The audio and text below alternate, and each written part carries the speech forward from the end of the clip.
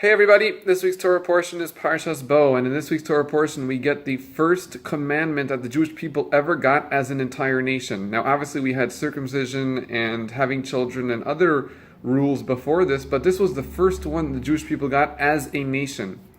Now you would think that what would be the first mitzvah, the first way to connect with God that they would get? It would be something pretty heavy and big. But what we find is that the first thing God told them was that He wants them to be in charge of declaring a new month every month. So how does that work? So the way it works is that every single month, what happens is two witnesses have to see the new moon, which is when the moon goes from being completely dark to starting to have a little bit of light, the first sliver of the month. That is the new month. And if two witnesses see that, they quickly have to head to Jerusalem and go tell the head court in Jerusalem that they saw it, and that's when they declare a new month. So in effect, every month you never knew when it was going to start, because it was all based on when two random guys would see the moon in its new state and have to go testify together in court. Now, why in the world would God want this to be the first message to the Jewish people? Now, it was a law that they couldn't even implement until they got to Israel, which means He gave them a mitzvah they couldn't even do for 40 years. So if you're going to pick the first thing you say to the Jewish people, why would it be something that they can't even do right away?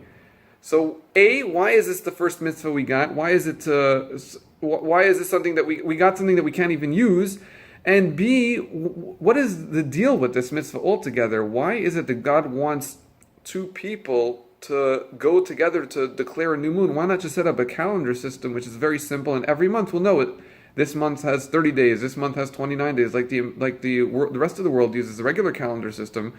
Why do we use a calendar system that is created by two people witnessing something together in order to declare it a new month? It makes it very complicated because you can never make a plan for the future based on a date because you don't know when the month is going to start. So what's the deal?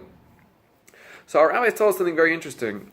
Our rabbis tell us that we have to understand what is the background to the moon. What does that mean? So in the beginning of the Torah, the way the words declare the story, it seems that when God originally created the universe, He created the sun and the moon to be exactly the same size, or perhaps that was the intent, that was originally supposed to be, that originally it was supposed to be that the sun and the moon were going to be the exact same size. What happened? The moon, or the angel of the moon, depending on which interpretation we use, said to God, it doesn't make sense that two people should share one throne. You can't have two kings sharing one crown.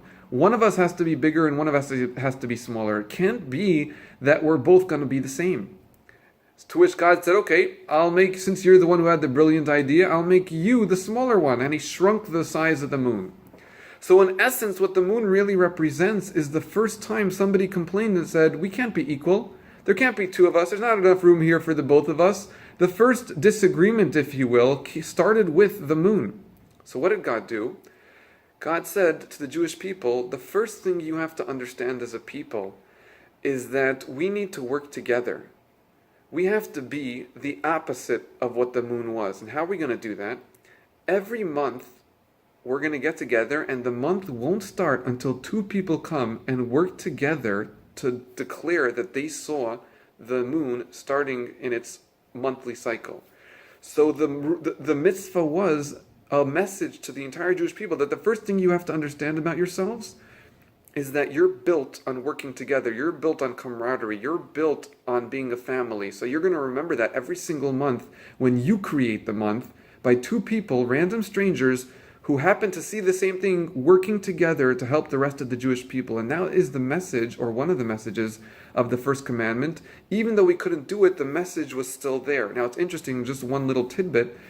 Well, we don't do that these days because we don't have a high court in Jerusalem, but what we do have these days is at the end, right after the Saturday night that follows the new month, we go out and we say a special prayer called Kiddush Levana, sanctifying the new moon. And at that prayer, every person goes over to three people and says Shalom Aleichem, which is basically, how you doing? So every person has to go over to three random people and say, how you doing? How you doing? How you doing? And wait for them to give a response. Why? Because since this whole idea of the moon is brotherly love and taking care of each other, the first thing we do when we sanctify that moon is go over to three strangers and say, let me introduce myself. How are you doing? How's everything going with you? the message of brotherly love every single month. Even though we can't do it in its complete stage, we do whatever we can with the little custom that we have of going over to 3 random people and saying, how you doing? On behalf of everybody, on behalf of Makor, have a Shabbat